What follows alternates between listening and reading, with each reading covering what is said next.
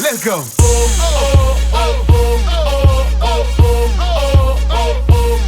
know what it is. See them hands, let me see them hands. What it is. See them hands, let me see them hands. Let's go. Let me see them hands to the sky like this a stick up. Yeah, we gone on one. Ain't nobody sipping liquor. I'm fresh, brand new. Man, somebody take a picture.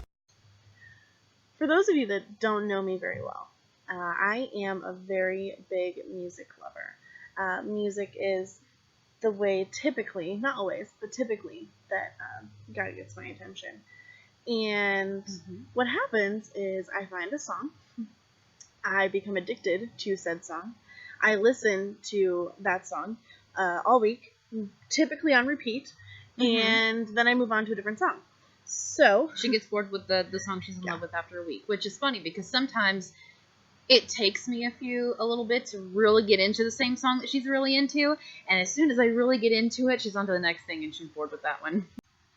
this song that we're going to be talking about today is called Wake Up by NF. He is phenomenal. If you guys haven't seen him Look him or up. heard him, look him up. There is going to be a link to the song that we're talking about today down below. So if you want, you can listen there. Not to pun Or so be to speak, redundant. or be redundant, but this song really was a very big wake up call, a much needed wake up call for me and for Erica. Yes. And There's this line in the intro, and it only plays once throughout the whole song. It goes, if you would open your eyes, then maybe you'd see what's at stake. yes, And that kind of hit us really hard. I'm kind of sad that the line only shows up once in that song. I know. Because that's what a lot of people are missing. They go through their lives and they're not really paying attention to the things around them. that really need to be addressed, that are at stake. There's desperation out there that we don't really pay attention to. What is at stake, you might ask? Well, it's a lot of things, and we're just throw it out there. We are focusing in America. We're looking at the things that we can directly affect and wake up to. Not saying that you shouldn't go on a missions trip at some point to a different world. Not saying that you shouldn't be worried about the people that don't live in America. That's not at all what we're saying. No. God calls everyone to different places. Yes. Some of the things, and there could be different things for you, but a lot of things that are at stake. Our churches, not all of them, but a lot of them, are in desperate need of something, of God. Yes. Let's see. Relationships. Any type of relationship. Any relationship that you have with anybody in any capacity, pay attention to those if they matter at all to you. Our lives and the lives of other people, physical lives, spiritual lives. We're talking, poverty, just people needing Jesus, people going through addictions, all of that. Why are these things at stake? The biggest thing is we're ignoring them. We're so focused on making do with what we have. Even if that's just simply making do with the fact that there's 24 hours in a day. Or being so focused on ourselves that we don't look around us. We don't look and see, hey, maybe God wants me to do this. We don't listen to God like we should during the day or ever. Our attention is strictly on what we can do or need to do to get by. Alright, so verse 1 talks about just trying to gain things, trying not to feel empty, and looking to all the wrong things, hoping that maybe one day you won't feel empty inside. That you would have accumulated enough stuff or have done enough things to basically make your life worth it. But the whole time you're still feeling empty. And you don't realize what's happening until you get old and you're looking back on everything and wondering, what have I done? We all feel that emptiness. In some way or another, we all feel it. We try to fill it. We try to fill it with lots of different things. We try to fill it with TV and books. Living somebody else's adventure, so you don't have to go through the effort of living your own. Yeah. The other thing we do is, all of us, not just us, Yeah. is we try to fill it with relationships. Whether that is a right relationship or wrong relationship. Right being a healthy relationship, someone that is pushing you towards God, someone that is encouraging you to become everything that God wants you to become. And, and the wrong relationships being those that are using you or aren't encouraging you or kind of draining you of yourself, trying to change you into someone that God didn't want you to be. We even go as far as trying to gain actual things. Cars, phones, laptops, iPads. Technology. We love technology. Yeah, anything. The more things you have, the better you're doing for yourself, is what we think. This is your physical evidence of I am living a good life because I can afford this thing. Yes. And we know that this is nothing new. This whole message of things don't fix your life, but we still haven't learned, so we're going over it again. Yes. Something that I think might hit closer to some of those who maybe have grown up in church and have learned the be active in the church thing from their parents is we also try to fill our emptiness with the duties or the activities. And these things are great. They're good things. And, done with the right heart and done with the right focus, then they're great. But walking into them and doing them simply because that's what you're supposed to do, not because it's what God's calling you to do or it's because it's something that you feel God has led you to do. And just doing it so that you look more Christianly or you can say, I'm a Christian because I'm active in my church. That's not a very productive thing, and we've all done it. Yeah. Verse 2 is the one that actually hit me. I love this verse. This in a hard-hitting way.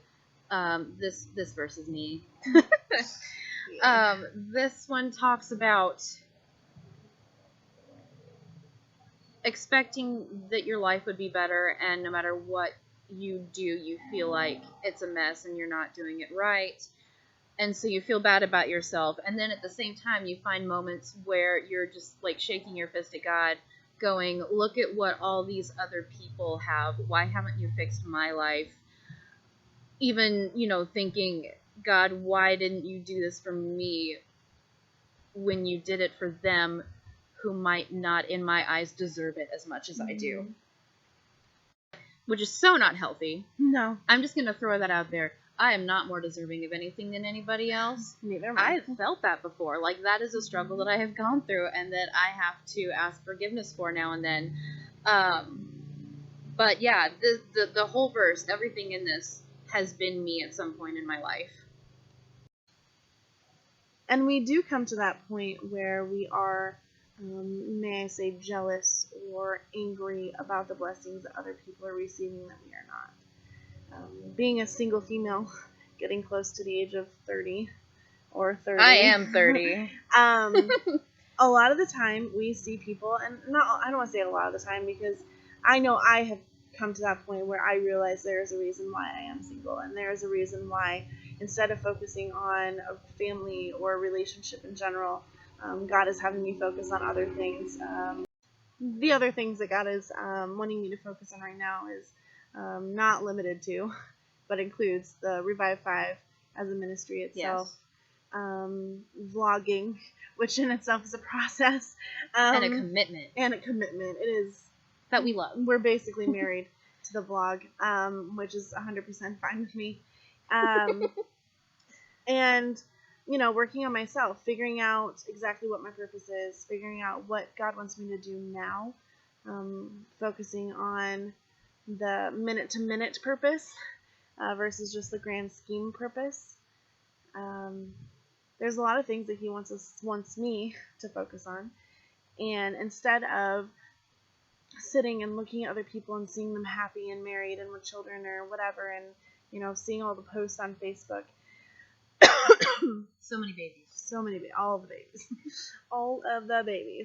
Instead of getting jealous and mad and thinking, pointing my finger at God and saying, why can't I have those things? Instead, looking at him and asking him, okay, so you don't want me to have those things right now. What do you want me to have? What do you want me to focus on? What do you want me to look forward to? Instead of asking why questions, ask what questions. And what questions get you a lot further than why. Yeah. I think the biggest thing, and I do it for myself, I'm a very big fixer of myself and of other people. I try to fix everything. And part of the lyrics in this second verse is talking about how we keep trying to fix it. And all you're doing is everything is just being messed up, which in return makes you feel like you're worthless, makes you feel like you can't accomplish anything, makes you feel like just a big failure, big bucket of fail. And really what it's coming down to is you're not allowing God to help. You're not even asking God to help. You are attempting to fix something that you can't fix on your own. And then blaming him for not fixing stepping it in and doing anything. when you didn't even ask him to. Yeah. We all have something very negative that we believe about ourselves that is a lie that the enemy has very, very craftily and artfully instilled within you. For example, mine that I still deal with is that I will never be able to do anything right. A good way to counter that is to ask God to show you what's actually true about you, what he thinks about you, because that's what's real. And that's what's important. So the things that we need to be doing on a daily basis is learning how to be in tune with God 24/7. Finding him in everything, in everybody, whether you like them or not. That's a hard one. Customer service. To stop just going through the motions and pay attention to what's going on around you. Which is so much harder than, all of these are so much harder than what we're making them seem.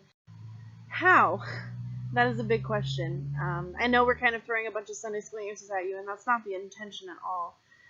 It's just kind of maybe more of a reminder to some and maybe a lesson for others. But the way that we want to challenge you this week to get closer to God, to get closer to what he wants you to focus on, the things that he wants you to see throughout the day, the people he wants to have you talk to, whatever it is, the purpose that he is giving you in every minute, every moment of the day is this challenge. And at first it's going to be a very difficult thing to do, but we just encourage you to stick with it.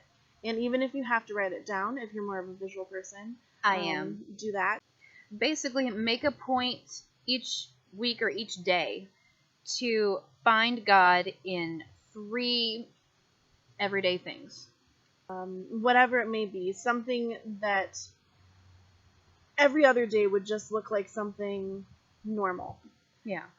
Find him in 3 of those things. And then to continue that challenge each week, add a new thing. And you keep doing it until eventually you just see him everywhere. Mm-hmm. Again, it's a process. One that you're going to be doing forever. Practice makes perfect. Yep. So it might be a real, real struggle for you at first. Mm-hmm. Don't give up. Don't. It'll get easier. Eventually. Shoot us an email this week and let us know, even if you just want to send us an email each week and let us know what those things that you picked were. That'd be cool. Yeah, it would be. Do it. Please do.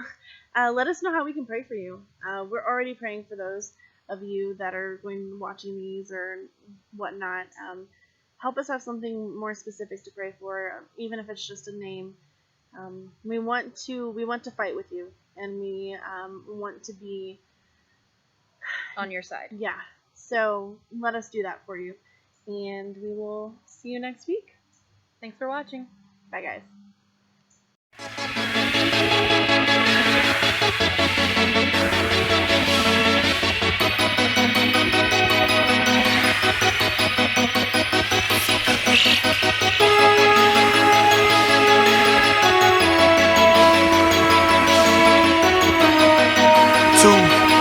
Ladies and gentlemen, put your hands together, please. Yeah. 2 claps as I applaud every saint who going hard, catching heat, refusing to live discreet for the Lord. Yeah. And this the life.